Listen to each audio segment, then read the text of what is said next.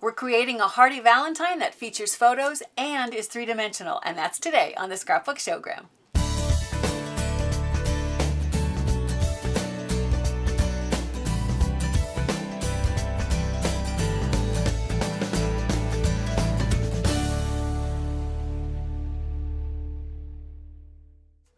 Hi, I'm Sandi Genovese and welcome to the Scrapbook Showgram. Well, if you look here, you can see the Valentine that I'm actually creating for my brother and sister for this Valentine's Day, and inside you can see that it features a photo of the three of us.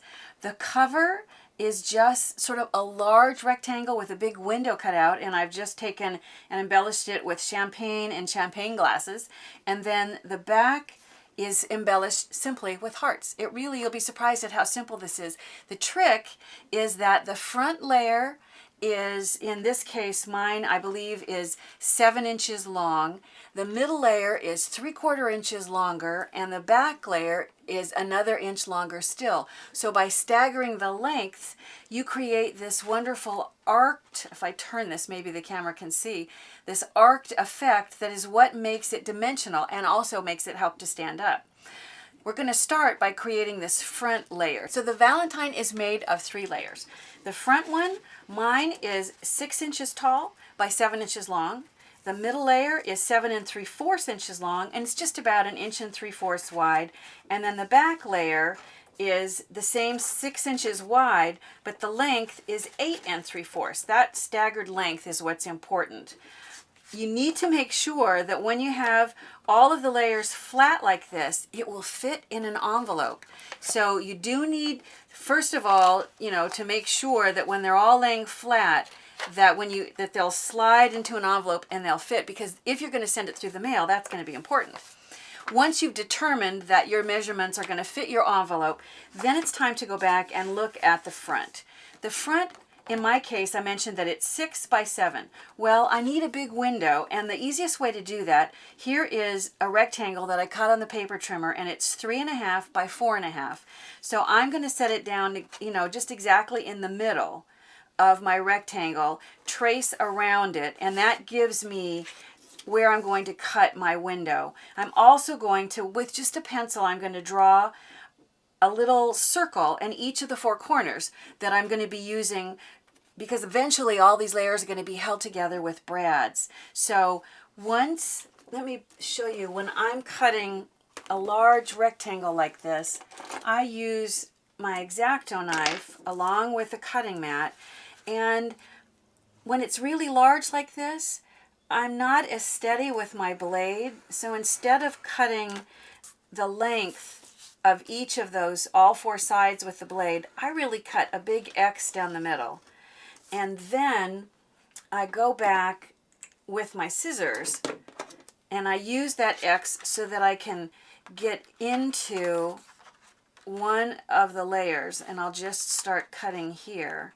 And you'll see, because it's such a nice big rectangle, it's really simple to get in there now with scissors to be able to go and cut out this rectangle. You can see I'll just cut this edge to give you enough of an idea, and I would just turn the corner and keep cutting so that I would end up with a rectangle like this. And I've already gone ahead and I've used my little, I think it is, I'm trying to decide, I think this is a 1/16 inch punch that I've used to cut out these tiny little holes, because I want the brads to fit snugly. That's why I've used this little baby guy, and I'm going to punch some holes with it. You'll see in just a minute. Let me move my cutting mat out of the way. And when it comes to the second layer, I've punched. What you're going to do is lay the front layer down and then line up so that the bottom is flush and one end is flush, and trace your circle, and then slide it over and use the bottom and the side as a guide to mark the second hole, and then go ahead and punch those out, which I've already done. I've done the same thing with the final layer. I would lay my front layer down and then trace my circles, and then move this over and trace the circles so that if you look closely at any of those four corners, you can see that I used a white pen so that you could really see it. And now I'm going to go back with my 1/16 inch punch, and I'll just go right over and punch out the holes. And because I made, a fairly tiny little circle, the holes are actually cutting out the white. So even though I used a white pen, it's disappearing pretty much, and just leaving the little hole in its place. So you have all of the holes punched. Now let's talk about decorating the cover. What you want to do is, I wanted this to be really kind of sophisticated, and so I took just another shade. This is sort of a bright white, and this is the same textured paper, but it's more of an ivory or a cream, and it almost makes it look embossed. So I'm going to take my adhesive, and I'm going to run the adhesive. I'll run it on the entire strip because I'm going to use it to create those stripes. What I did to begin with is I placed the first stripe so that it was pretty much along the edge. I'll bring this in and you can see it's right along the edge of that window. I didn't want to have to cut through one of these narrow strips. Each of these strips are 1/2 inch, and I just pre-cut them on the paper cutter. So I'm lining it up with the edge, and I'll go ahead and I'll trim off the excess because I'll use this then for some of the other smaller stripes. I'm going to skip, and I'm going to go and create the stripe on the other end. And once again, if you'll notice, I'm going to line this up with the bottom and then with this edge where I've cut that window out, so that I'm just, if I was at all sloppy in cutting the window, I can hide it now when I cut these strips. After I've cut the two outside edges, then I'm going to come into the middle. And so I'm going to just figure out about where the middle is, lay this down to create that stripe. And now all I have to do is just split the difference between the two stripes in order to create the next one. And I'll do the same thing on the last one here. And that will create the beginning of the striped edges. I would go ahead and do the same interior stripes on the bottom. And I'll bring this over so you can see. You end up with just a really rich looking striped front. Now it's time to add both the champagne glasses and the bottle of champagne. So what I've done, I'll bring up some of the embellishments and show you. To create the champagne bottle, there is, this is a die cut. This one's from Paper House, and it's a photograph of a champagne bottle. Well, if you don't have such a thing, it's really simple to just take your camera to the liquor section of a grocery store and take a picture of a champagne bottle and then print it out and reduce it down to the size you want. Now, you could just cut it out and you could use it directly on your card. However, if you want to make more than one card and you don't want to print that many photos, you can also use this as a guide to cut out a champagne bottle that's created by hand. And then it's going to be attached. And if you look here, you can see that I've attached the champagne bottle to just one of the corners. So it's going to go down here. And what I usually do is sort of line it up so that I can tell myself, all right, I only need adhesive behind this section here. So I'll put adhesive in that section, and then I'll show you if I end up, I'm going to go up a little bit because I think it goes up a little ways. And I'm going to have it overlap some into the window, and when I turn it over, if there's any adhesive showing, I can rub it off. Once again, it's the beauty of the removable adhesive. For the champagne glasses in this corner, somewhere here, I started with a sticker. Here it is. And I love these black and white stickers. They look like little hand sketches. So I'm going to pull off one of the champagne glasses, and I'll go ahead and I'll place it in this corner. And then I'll take the second champagne glass, and pull it off and just sort of stagger it a little higher than the first one to give the sense of the champagne glasses. And remember, you would also have the other stripes down here. You can see how easily that front cover goes together. Now for the middle layer is just the long strip. Remember, it was 7 3/4 by about 3/4 of an inch, and I've punched the holes, and I need to attach the photo. So what I've done, I've made a copy of the photo, and I'm just going to take my scissors and I'm going to trim around just the people, you know, myself, my brother, and my sister in this photo. So let me take a minute and I'll do that. Okay, so as I continue cutting, you can see my hair was pretty big that day. I think it was raining, and so it got large. So I'm going to do what I call a little photo liposuction. And I'm going to just get rid of some of that big hair. You can also do other little tricks if you want. So once you've cut around the photo, now I'm going to attach it. And I'll show you on my original, I came up about, oh gosh, how much is that? Maybe a 1/2 inch or 3/4 of an inch. You can, when you place your layers together, you can just tack it down initially so that if you want to move it. So if you look at this, you can see I'm not going to put it right at the bottom. I'm going to come up a little bit. And basically, I'm going to put it sort of in the middle, like so. And when this gets attached, this is going to go in this layer like this, so that now what I need to do is I need to create the layers in the final layer. So here is the back, and as you look onto here, you can see that they're decorated with just different sizes and shapes of hearts. We're not going to decorate each heart all the way because that would take a lot of time, but we'll start each one so you can kind of get a sense of the way that I decorated those hearts. Let me bring up my hearts and I'll show you. I'm going to take this heart, this largest one, and what I did was I took pink paper, I ran my adhesive on the paper first, and you'll notice that it's not even straight.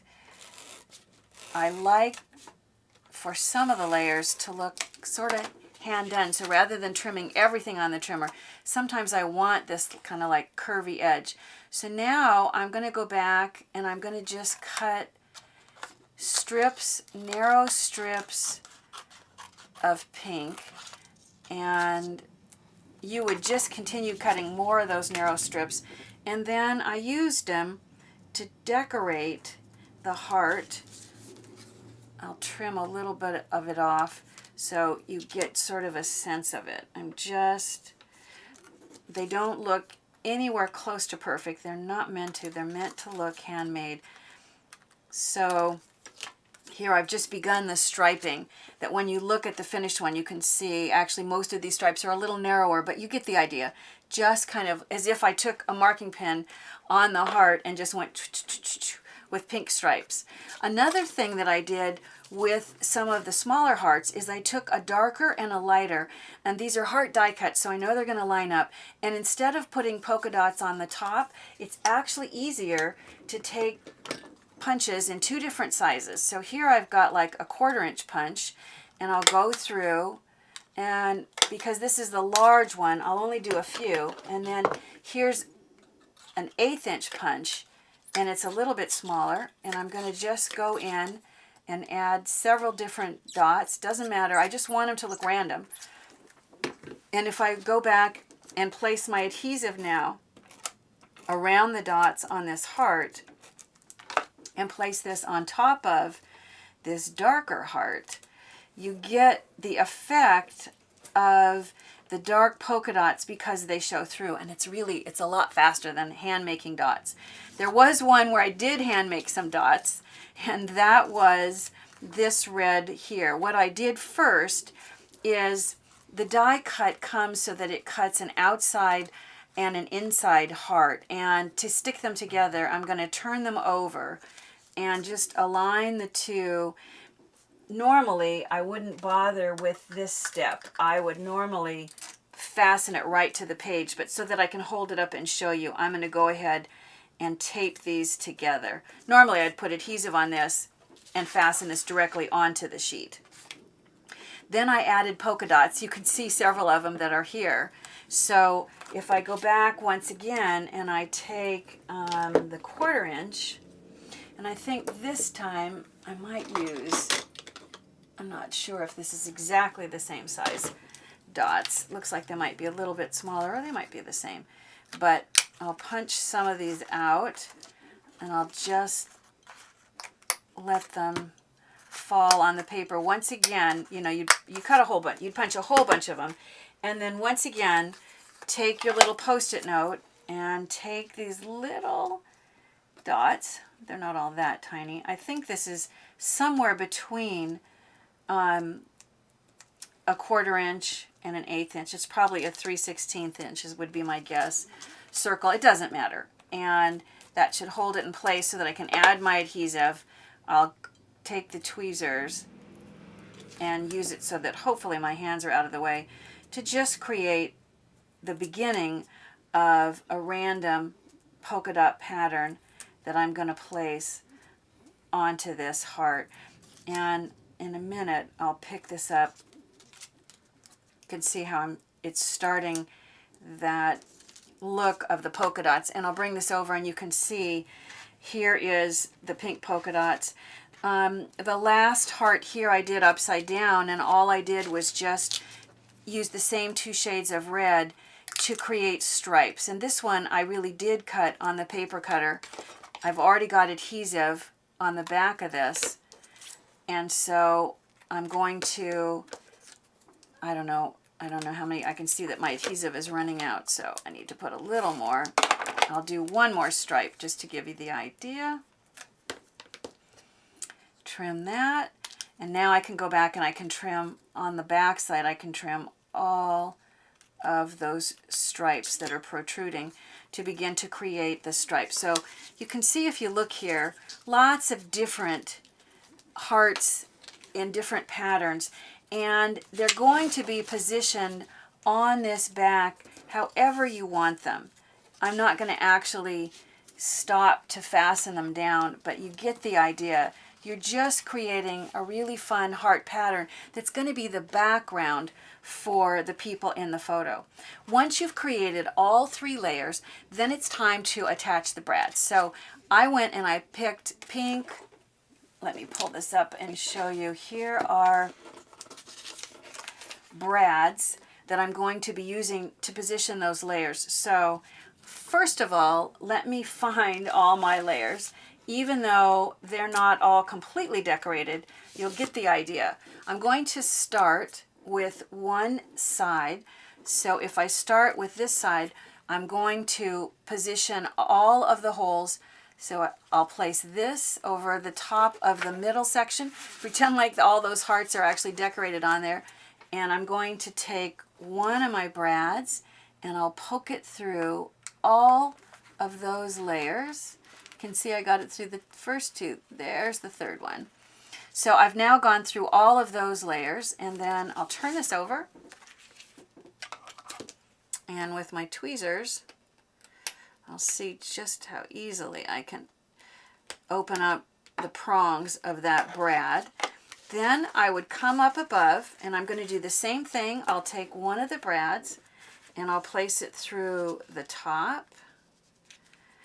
And then I'll place it through the next layer. And I'll turn it over and see if I can open up the prongs. You can see that I made my white layer, not intentionally, just a little bit bigger than the back layer. It won't matter because it won't show. This is how you're going to send it through the mail, except you're going to take the final 2 brads and just go ahead and place them in the top layer only. You want it to remain flat so that it can go through the mail. So I'm sticking it in the top layer and opening up the prongs so that it goes through the mail in your envelope just like this. And I turn around and I place my message on the back. So this hasn't been filled in yet, but that's where I'll write my message. So it's going to go through the mail like this with your message on the back. And when the people get it, I've done these several times and I've never had anybody not be able to figure out, oh gosh, there's holes here and there's prongs here, and they can see that the prongs have gone through all the layers. So when they get the Valentine, they just open up the prongs and go ahead and place them through the next 2 layers so that it will create that arc that gives you the dimensionality. And if I bring back the one that's fully decorated, you can see just how wonderfully that goes together, and it's going to display. Now, if you're sending your Valentine to somebody who perhaps you don't have a photo of you with those people in a picture that you can actually put into the Valentine, I wanted to show you. You can just use any other. I still did the front the same, and I used, where the photo was, I used hearts, and in the back layer where the hearts were on my other one, I just used X's and O's to facsimilate hugs and kisses. Who wouldn't love getting such a special Valentine? You know, with emails, texts, and tweets, something handmade and heartfelt is sure to be appreciated. Remember, I love hearing your comments, and be sure to share us with your scrapbooking friends, and have a great Valentine's Day. Bye for now.